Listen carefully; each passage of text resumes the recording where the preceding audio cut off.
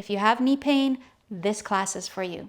Whether from strain, injury, sports, what have you, this is going to be a short, seated Iyengar Yoga routine that truly takes care of and heals the knees and the hips. Stick around to the end. I'm saving the very best pose for last, and all you need is your mat, maybe a blanket, and we'll go ahead and get started. Sit with your feet wide apart. If it's difficult to sit upright, go ahead and sit on a folded blanket or two. Point the little toe up towards the ceiling so your toes point directly up and down. Then with your hands, roll the outer thigh flesh in and see to it that your two kneecaps point straight up towards the ceiling. Keep your legs straight. This is called Upavistha Konasana. Holding the back of your right knee, bend the leg, bring the foot towards the midline, landing on the outer foot, then supporting the knee. Take the leg straight back out. We're going to repeat this simple action 2 or 3 times. Make sure you're supporting your knee as I'm showing, bringing the knee in and straightening back to Upavistha Konasana. Pause in the center before moving to the left side. It's important to keep your left leg relaxed and use the arm to guide the knee in and out as you bend your leg into half Baddha Konasana as I'm showing. And straighten both legs again, pushing out through the balls of the feet. Coming back to the right side, we're bending, holding the foot and bringing the heel close to the right inner thigh. Then supporting the knee and going back to straight legs, Upavistha Konasana. Repeating to the left side, using the hands to guide the heel close to the inner thigh, supporting the knee, straightening the leg back out. Repeating onto the right side, this is Baddha Konasana. Pulling the foot close to the thigh is Janu Sirsasana, and back out to Upavistha Konasana. Repeating on the left. This series is all about repetition with precision without holding too long. Bending and straightening the legs with support. Pulling the right foot in, close to the inner thigh. Now we'll hold for just a few breaths. Bringing the knee up and straightening the leg. Left side, Baddha Konasana. Pulling close to Janu Sirsasana. Lifting up and extending with both legs straight. Pushing out through the balls of the feet. Now the right leg in. Into Janu Sirsasana. Momentary hold. Now bringing the right knee up. Just wrap your arms around your shin, bringing the heel as close as you can towards the hip and stretch back out into the left side, coming into Janu Sirsasana with the heel very close to the groin, holding for a moment, supporting the knee, keeping the knee up, bringing the heel close to the hip, and then stretching the leg back out to Upavistha Konasana.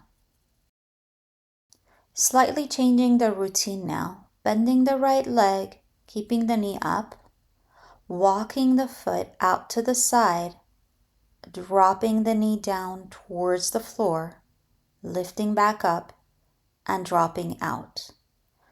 Now make sure you limit the range of motion per your flexibility, but it's an external rotation as the knee goes out and an internal rotation as the knee drops back in, pivoting off of the sides of your feet. Repeating this process a couple more times, opening up the hips, supporting the leg, straightening back to Upavistha Konasana, then switching to the opposite side. Pull the knee up. Start by walking the feet a little bit out away from your body. Drop the knee inwards and then drop out. Move the foot as you need to, in and then external rotation. Again, limit the range of motion. Your knee does not have to make it all the way to the floor. And with each repetition, you may be building a little more flexibility. You may want to hold a little bit and then come back and drop out to the side. And then stretch the legs back to Upavistha Konasana, taking a moment to reset. Then holding the back of the knees, one foot at a time, bring both feet in towards the midline. This is Baddha Konasana. Hold your ankles and bring the heels close. You don't have to push your knees down. Let them be where they naturally are. With your hands behind you, lift the hips and slide forward. Then you can even hold your knees as I'm showing you, trying to relax the inner legs. And you can then interlace your fingers around your toes. Sliding the hips forward, closing the gap between the thighs and the calves as much as you can. Maintaining the position, relaxing the inner thighs towards the knees.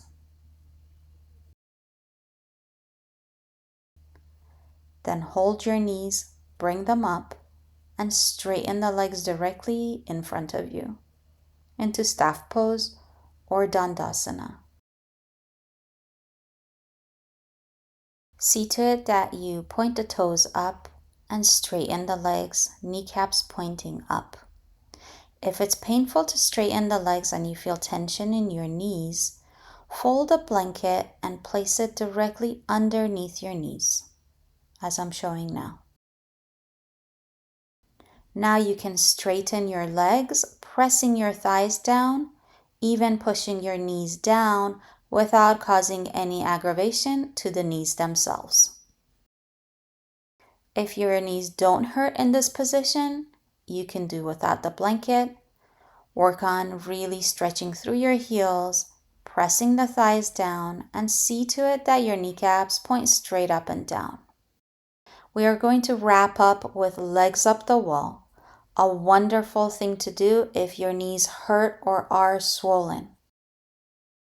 Bring your hips as close as you can to any wall, and then slide the legs directly up.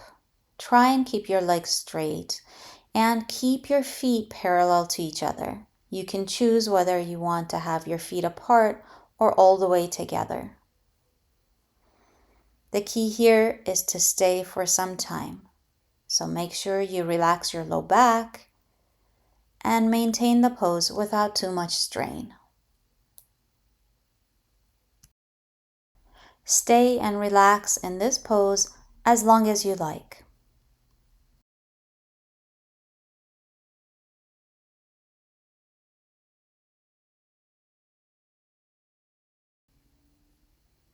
When you're ready to come out, just bend your knees and roll to your side and bring yourself to a seated position. I hope you found this class helpful. Remember to practice this sequence daily for best results. And check out these classes for knee health.